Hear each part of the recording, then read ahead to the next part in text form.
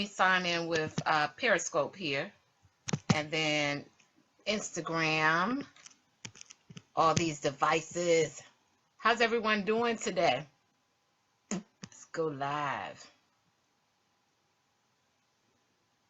Oh, you know what? I hope I set that up because I don't think I turned my notifications off for Instagram. Hey, the Gram. Hey, Periscope. Hey, Facebook. How is everyone doing? So I am normally once a month, I do what I call, hey there, how are you? What I call a 7-day marathon where I broadcast live 7 days in a row. And so it's that time again. Hey guys on Facebook, see you guys joining. It's that time again. And my normally scheduled broadcasts are Mondays and Wednesdays at 8:30. Hey, darling, how are you? At 8:30 and 2 o'clock every Monday and Wednesday. And once a month, I do what's called a 7-day marathon where I come on 7 days in a row, right? And I broadcast. So my topic for this marathon, I usually choose a topic and we talk about it for 7 days. And my topic for this particular marathon is salon ownership, right? You know, what better thing to talk about with hairstylists and salon owners than salon ownership? I'm trying to read everybody. Hey, good morning, Tamika. How are you, dear? And so we're going to talk about salon ownership for the next 7 days, guys. Hey there, how are you? I'm actually going to kind of give you guys my experience. Let me give you guys some history on who I am for those of you who may join the broadcast who've never been in a live broadcast with me before. I am Tanya Wilson Cherry. I'm a business consultant and certified life coach. I have a 20-plus year background in the beauty industry as a licensed cosmetologist and 10 years as a former salon owner. I help entrepreneurs and beauty industry professionals like yourself form working systems in their business, help them maintain the customers they have, get new customers, and profit. Hey, niece, how are you on Facebook?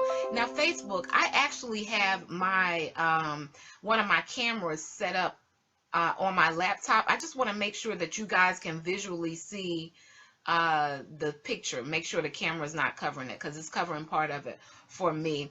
I'm doing good, Tamika. I'm doing really, really good. So guys, I'm going to talk about my experience over the next 7 days as a salon owner. As I said before, I'm a licensed cosmetologist. I owned a salon for about 10 years. And then we're going to walk through some strategies and some tips. One of the things that I realized for most people who become licensed, one of their goals is to own a salon, right? You can't see anything on Instagram. Let me see. That might have been the reason. Lord, you know what? I'm so glad you said that because I think I rocked out like that the whole broadcast before, not realizing it. So I appreciate you telling me that. Can you see now? I needed to turn that screen around. Thank you for letting me know. Thanks for letting me know. So I'm going to give you guys my experience. Awesome. Over the next 7 days that we talk. You're welcome, dear. And then I'm going to give you some strategies and we're going to talk about some things that I've heard stylists say that they have, concerns about. So first, I remember this was about a year and a half ago. I was asked to speak at Miller Mott College to the cosmetology department. And one of the things, if you followed me long enough, one of the things that I'm big on is vision, right? And vision is like being able to see out a lot further than where you are right now. So in that particular setting, I actually asked them, where they saw themselves, in the next 5 years. They didn't have to put their name on the paper. I had little slips of paper. I just wanted them to get an idea of what they wanted to do because my personal story, when I went to hair school, my goal at that time was to become a licensed hairstylist.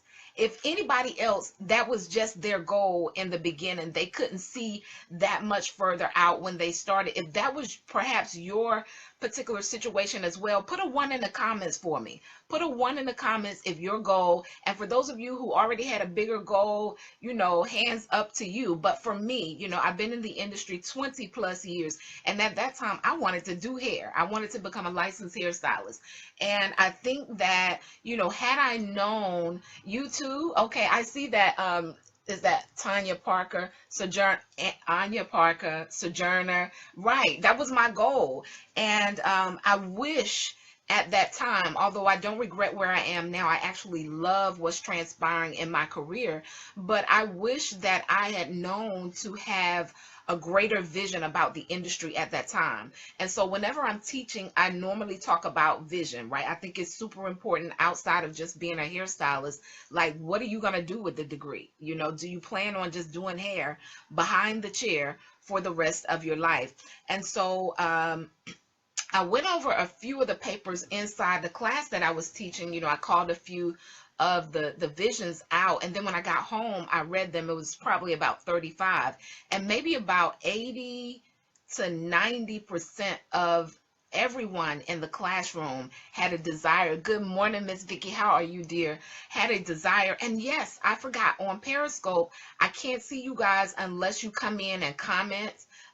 So for whatever reason, make sure that you comment so that I can say hello to you, because I can't see you otherwise. Hey, Miss Vicky. Hey, girl. Hey, thank you for those hearts.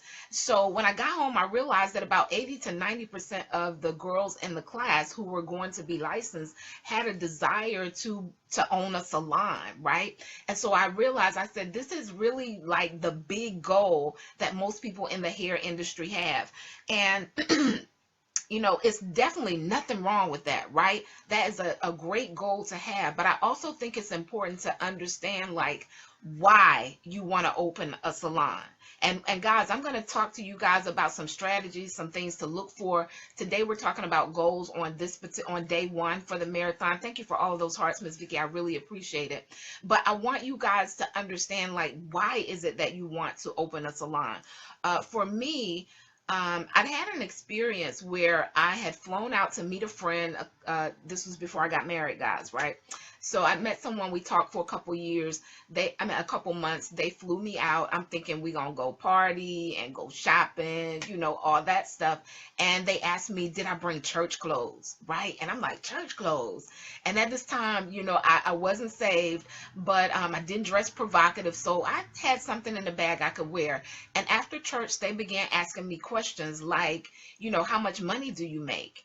And I'm in Atlanta, guys. And so, you know, every city or state has like this stereotype.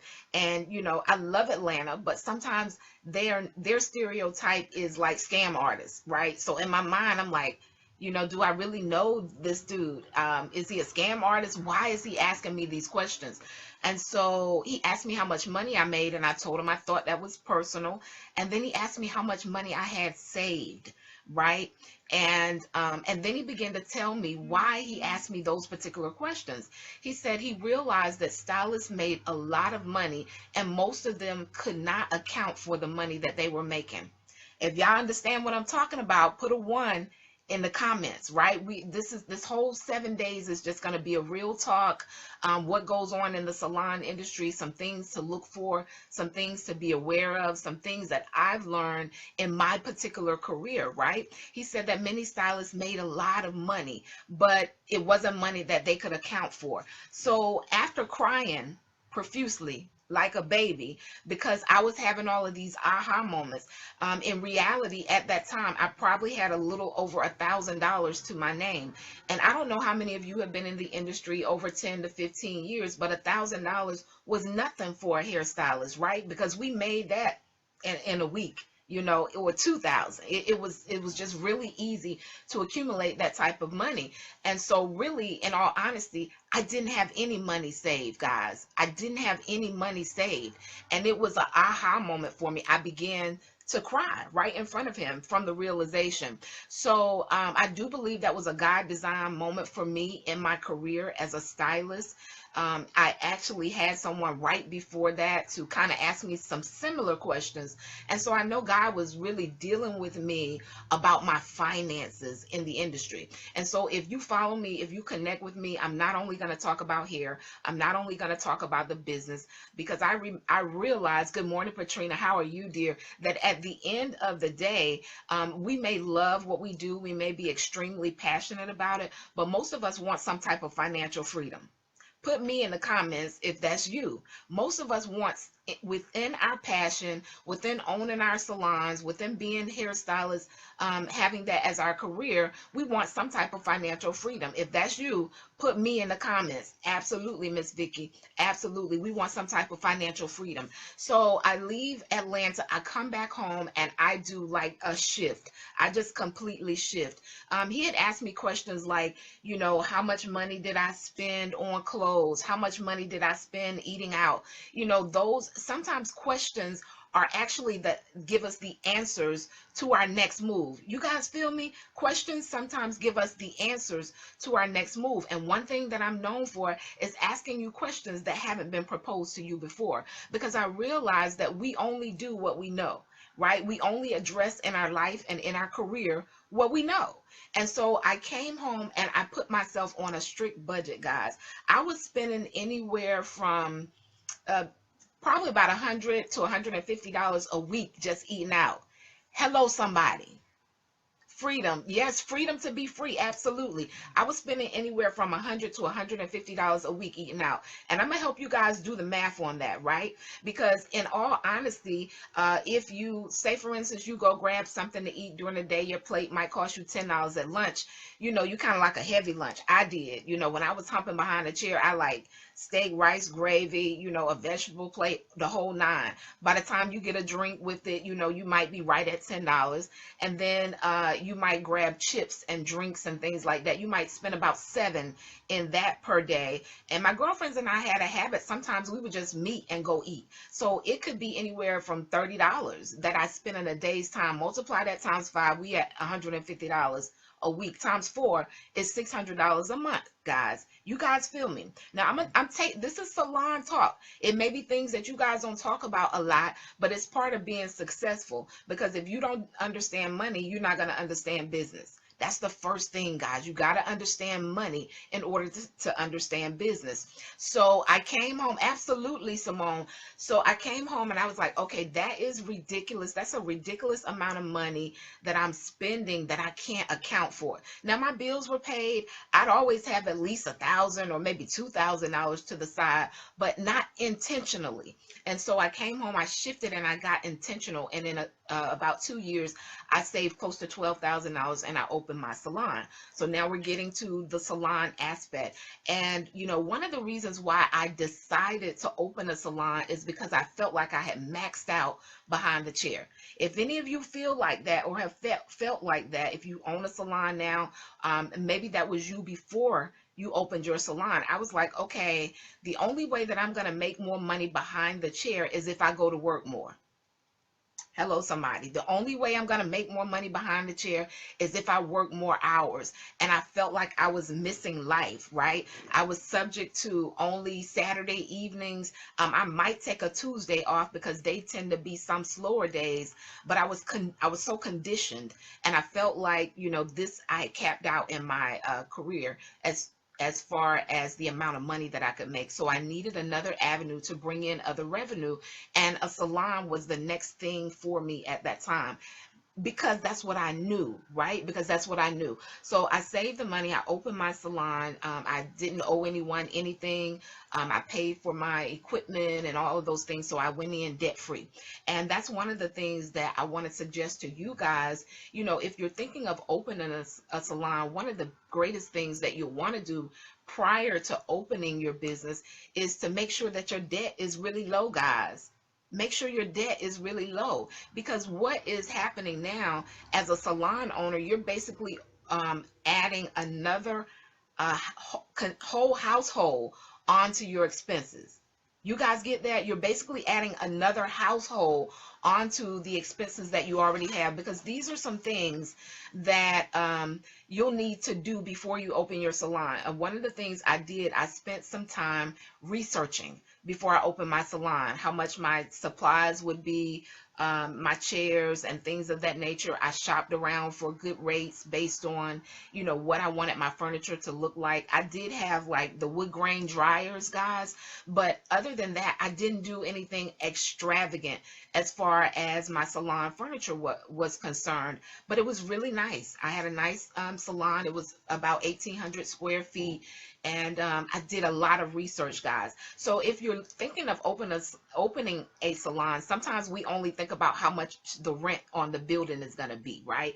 Because we're like, okay, I can afford that 1,000, 1,200, 1,400, 1,600, maybe even $2,000 a month rent. I can afford that. But here's some things that you also want to consider and research. We're talking about goals, right? This is our 7-day marathon. We're on day one. Let me do a quick reset for those of you who are just joining the broadcast. I am Tanya Wilson Cherry. I'm a business consultant and certified life coach. I have a 20+ year background as a licensed cosmetologist and 10 years as a former salon owner. I help beauty industry professionals like yourself form working systems in their business that are relevant, that help take them to their next level. I help them maintain the customers they have, get new customers, and profit in their business. And guys, unless you know what your expenses are, you can't make any goals to profit, right? Unless you know what you're spending in your salon each month, or what your expenses are going to be, it's impossible to set realistic goals. And I'll take you back to when I wasn't, saving money, at the time that I wasn't paying myself. I wasn't putting any money to the side. Yes, I could pay my bills. I knew I had the money coming in to pay my bills, but I didn't account for, what if it gets slow? Huh? What if I get sick? What if I get pregnant, which I did? I got married, I opened my business, got married, had a baby, right? What if all of those different things happen? Can I handle it? Can I still handle everything? Or do I have to shut shop down because I had a normal life event to occur, like marriage and having a baby? And so here are some things that you guys may want to research and consider when you're thinking about opening your salons. And this gonna seem small, guys, but it's not small if you start struggling in your business. One, are you going to have towel services? These are added expenses.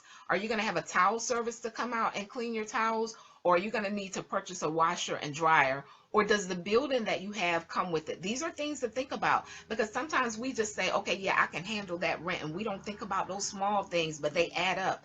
Are you going to need a cleaning service? Are you going to have to pay Miss Sally or one of your clients, or however you're going to do what you do to clean your building for you? Or are you going to have the time to invest in cleaning it properly so it's always in order for your clients? Those are expenses. The next thing you want to think about, you're going to have another light bill outside of the one you have at home. Hello, somebody. You have another light bill outside of the one you have at home. Now, for those of you who may be in a salon suite, all of your things may be included. Some of the things that I'm sharing may be included. But for those of you who own a salon where you can rent booths or have employees, you got another light bill. You have another phone bill. Are you going to have Wi-Fi? Are you going to have cable? Do you have website fees? Your professional liability insurance? If you have an accountant, you're going to need those things. If you don't have an accountant and maybe you use a service like PayCycle, it's still an expense, guys. And so you want to research all of those things and make sure that you're adding those to the expected expenses that you're going to have for your salon, because now you need to not only make the money to take care of your personal life, but you need to be able to acquire the money to take care of the bills at the salon. And if you aren't planning on that measure, then what you're actually doing is creating another job for yourself. Hello, somebody. If y'all understand where I'm going, put me in the comments. If you don't understand that you're going to have those bills and your new bills, you can end up creating another job for yourself where you're really obligated to go to work. And instead of creating another level of freedom because you've opened a business, you're not only tied to the chair, you're tied to the salon. So those are some small added things for those of you who are considering true operating a salon is like having another house. Absolutely. Absolutely, guys. And then, and sometimes because we see money on a continuous basis, right? Money is kind of like fast money sometimes, especially if, you've built up your clientele and you have quite a few people coming to you that you're servicing. We can take for granted that it's always that river gonna flow like that forever, right? But if you've been in the industry long enough, slow times do come. Hello, somebody. slow times do come. And so there are several things that you'll need to have in place. And I'm going to talk about that on one of the other 7 days for this particular marathon. As I said before, I'm doing the 7 day marathon, which is where I come on and I broadcast 7 days in a row about any given topic.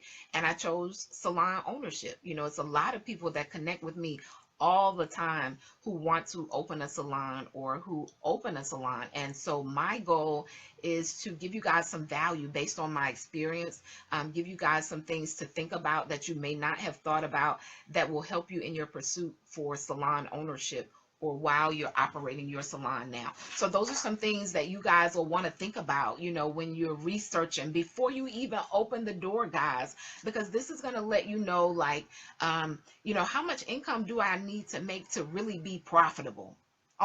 Keeping it 100, because it's a difference in making money and profiting. Hello, somebody. There's a difference in making money and profiting. What profiting is after all of your expenses and your bills are paid, what's left? That's what profiting is, guys. We make that real clear. That's what profiting is. And so our goal is to profit. Someone put profit in the comments for me. Put profit in the comments for me if that's your ultimate goal, to actually profit and not just make money to pay the bills. Not just make money to pay the bills. And that's what I do for entrepreneurs. I help them find ways to do things other than just making money to pay the bills, right? And you may go out to eat, you might travel just a little bit, but my goal is to help you to profit in your business. So one, you need to know your why. You absolutely profit. Absolutely, Brianna. You need to know your why. Why are you opening the salon? At one point, the reason I had opened my salon was because I wanted to create another level of income. I had maxed out behind the chair. The only way I could make more money is if I work more hours. And at that time, early in my career, when I was young, I was going hard, right? Like I was behind the chair. I can remember one Christmas Eve, I took a client at 12 midnight.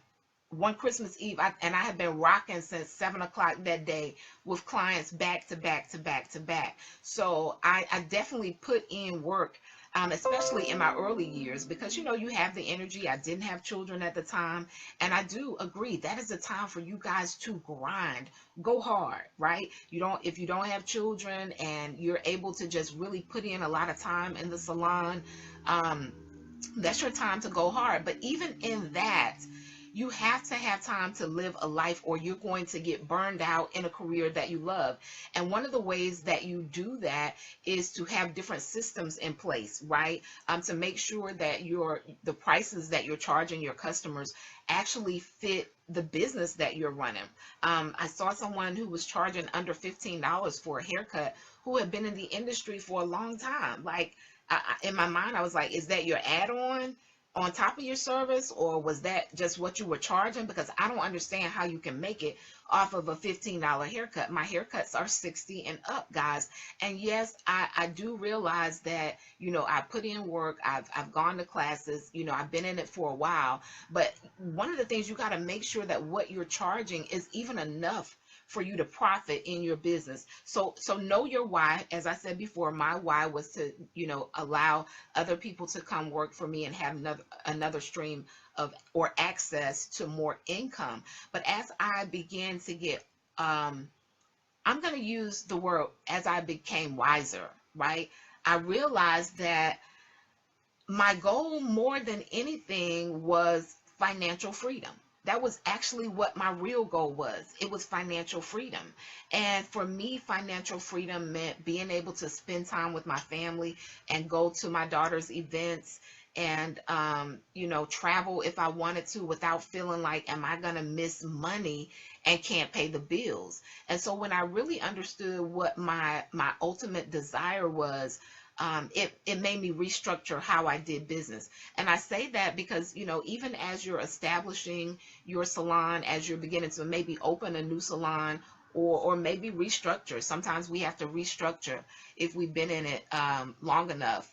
Yes, charging, absolutely. And there are a lot of things. Someone mentioned did a rebuttal on charging, and there are a lot of things to think about with charging, because we also have to be creating the value to be able to charge more, right? We have to be able to have the knowledge and the skill set, and we're constantly learning new things. So charging more is not just about, hey, I'm going to up my prices because I haven't upped them in a while, but am I really creating another level of value for my customers? Right? So that's part of charging as well. So you also have to, when you're thinking about your budgeting and things, you also have to include money to go and get trained, right? It's a constant growth objective that you should have if you want to continue growing in your business. And so, as I said before, that financial freedom, and how do you get that financial freedom as a hairstylist, where you make your money from servicing a client, where you're trading dollars for hours? How do you do that in a salon? And so one of the things that you'll need to know prior to opening your salon, or if you are reinventing, or you just still have some things that you want to address in your business now, is what type of platform are you going to have? Are you going to have booth renters, or are you going to do a commission salon? And a lot of that is when you understand what your particular why is, what your idea of success is, because success for some people might be a commission-based salon, but understanding that it's going to require a lot more from you, right, as a salon owner. And on tomorrow, we're going to go into detail about the differences in a booth rental salon and a commission salon, right? Some of the advantages and the disadvantages. And these are some things you guys might want to think about for those of you who, have a desire to become a salon owner prior to opening your salon, because there are different responsibilities involved based on the structure that you plan to have for your salon. So there are advantages and disadvantages. So here are a few things that I would consider, right? If I was, opening another salon today, I would definitely do what I did before and make sure that I had low personal debt. Should you base your prices on the area you live in or your skill level? I think some of both of that has something to do with it. There's always a rule of thumb. Okay, I'm back. I'm sorry, Instagram. I'm not sure exactly what happened. For those of you who are just joining, guys, excuse me a minute. I'm going to do a quick reset because new people may enter into the video. I'm Tanya Wilson Cherry. I'm a business consultant and certified life coach. I have a 20-plus year background as a licensed cosmetologist and 10 years as a former salon owner. I help beauty industry professionals form relevant systems, right, for their business that help take them to the next level. I help them gain new customers, maintain the ones they have, and profit, which is why we open a business, to profit. And so we are on our 7-day marathon, day one, and I picked one topic. I come on and I broadcast 7 days in a row. My normal scheduled broadcasts are Mondays and Wednesdays at 8:30 a.m. and 2 o'clock p.m. And my 7-day marathons I do once a month, and I pick a topic, and our topic is salon ownership, right? How many stylists and salon owners can always use new information about salon ownership? You live in a small town also. Okay. I think her question was, should you base your prices on where you live, or your skill level? I think that both of them play a part in your pricing, because they do and they don't. It's kind of hard to explain because you can just be so good. I mean, you can just be so good. There are people who charge $250, $500 for a haircut, right? But they've created that brand. They've created that level of value where people will go outside of the norm. And of course, regardless of where they are, that's not the average price for a haircut, right? And so there's a lot that comes with going way beyond what everyone else is charging in the area that you're in. Now, I do feel that your skill level makes a huge difference in the prices that you're charging. I feel it makes a huge difference because your skill level creates value, and once the people see value, there is a section of people who are willing to pay you for your value. You're going to open your salon. I'm going to open my salon Okay, you live in a small town also. Okay, and you're going to open your salon. I think there's some advantages to living in a small town and opening a salon because the competition isn't heavy. And so if you have like superior value in a small area, you probably can capitalize off of the fact that there's not a lot of competition in the area. I've learned to know your worth. Um, when charging, absolutely, you really have to understand your value when you're charging. You really have to understand your value. Where you live can make a difference, not a huge difference, right? Not a huge difference. One of the things that I did was I looked at my business and what my business needed and how much I was going to classes and the value.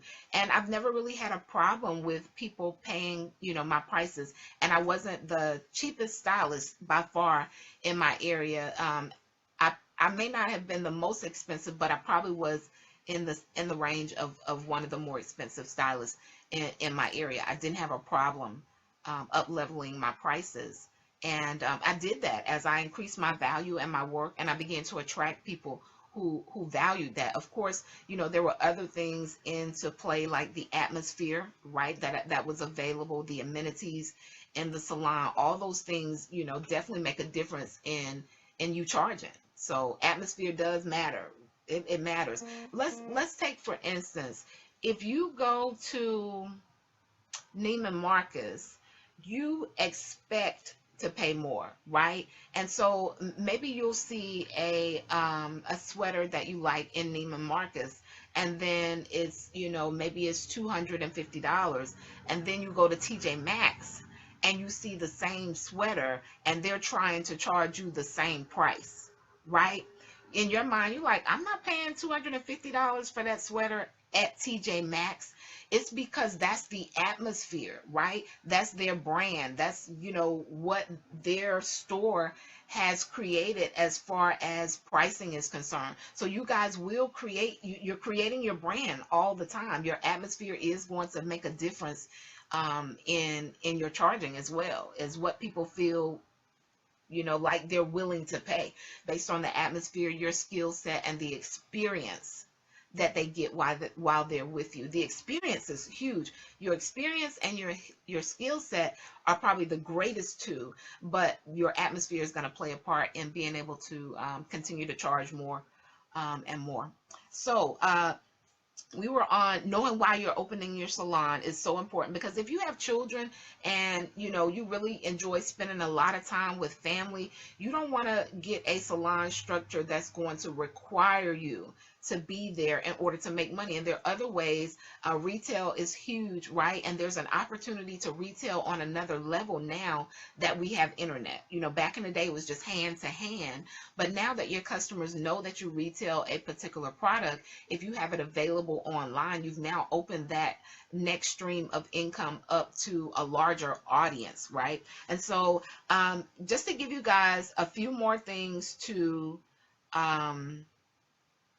oh, when I said lower your debt too, because you guys have to take into consideration, regardless of who you have working with you, there may be some times if you have booth renters that they late.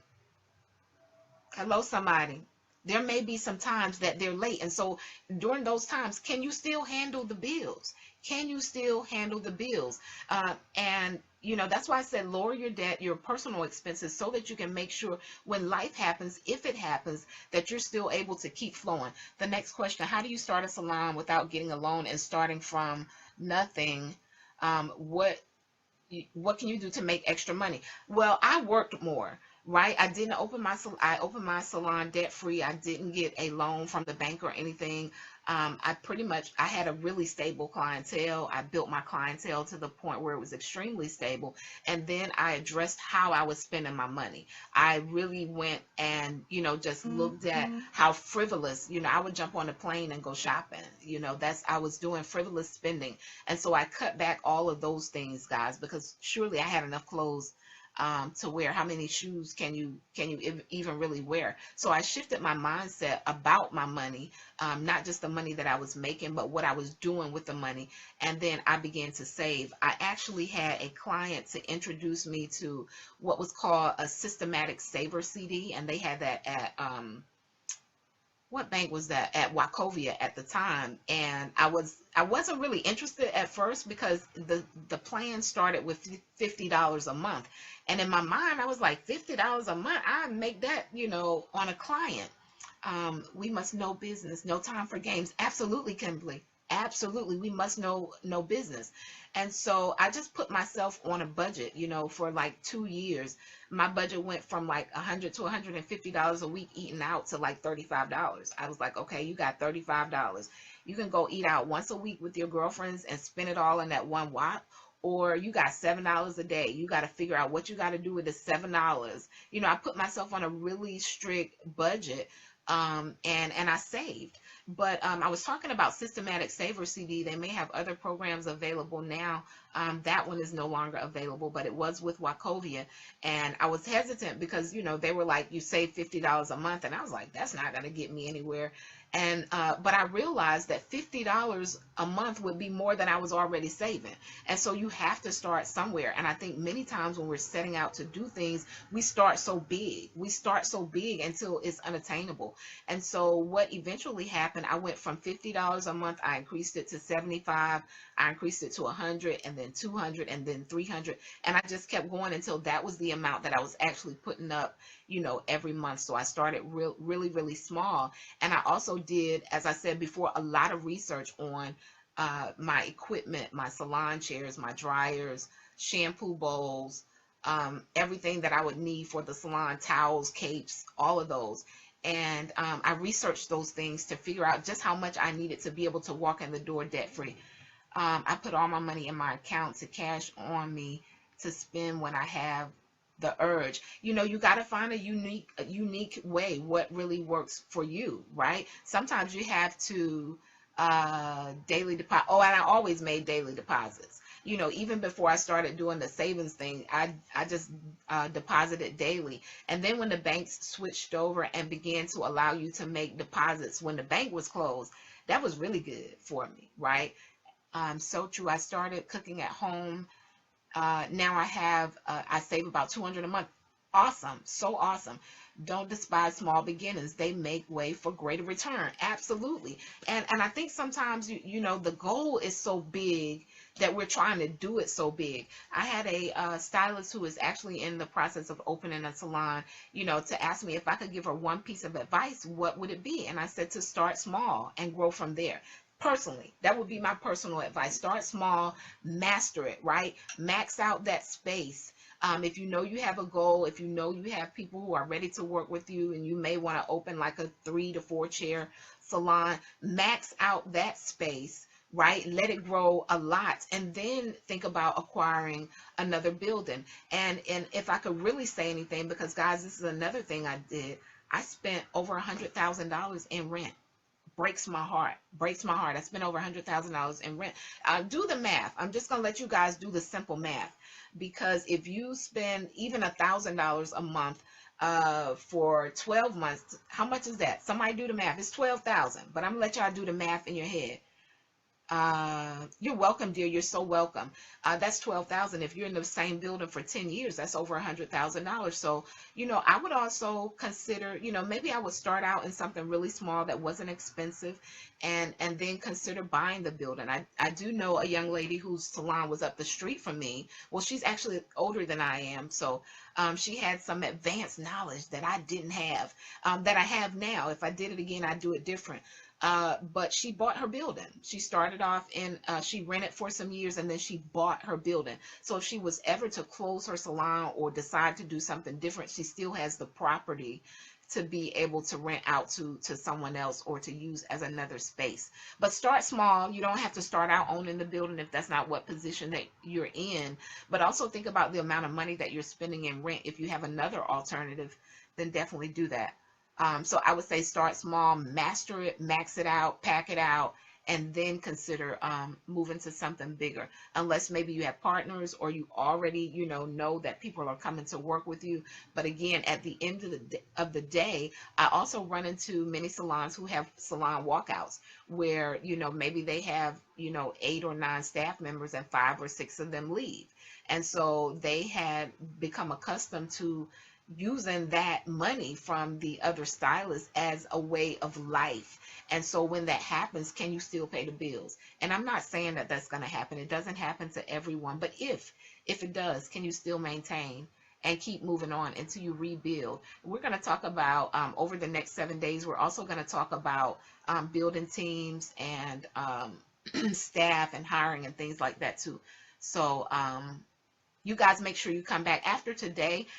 These aren't going to be replays, so I won't replay the 7-day marathon, so you're going to have to catch me. I don't even know what time, but I will let you know in advance, just like I did this morning for those of you who are on Facebook.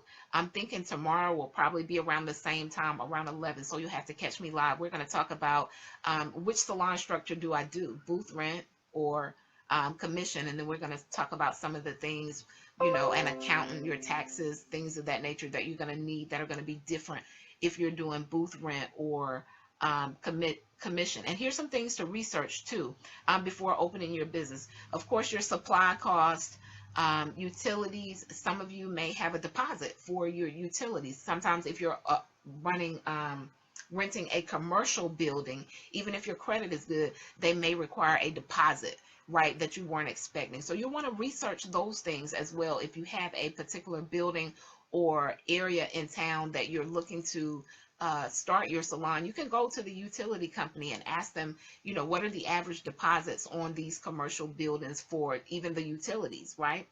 Because that's also an expense. You'll want to look into your permits, the permits that you're going to need. You're going to need a business permit. You'll go to your city to get those tax ID number. You're going to go online for whatever your state is and get your EIN number. That's actually something quick that you can do online. Yes, you need a budget plan. Listen, if you don't know money, it's going to be difficult to do business. I mean, I'm talking about to really do business, guys. You may be going through the motions of business, but to really do business, you need to understand money and how to make it and how to keep it, right? If you're going to do business, you're going to want to look you'll want to look into registering with the Chamber of Commerce. These are things that you guys can do in advance before you even walk in the door. If you haven't done that and you do own a salon, it's not too late, right? It's not too late. But I say a tax ID number because if you're looking to resell, then you're going to need to have a tax ID number.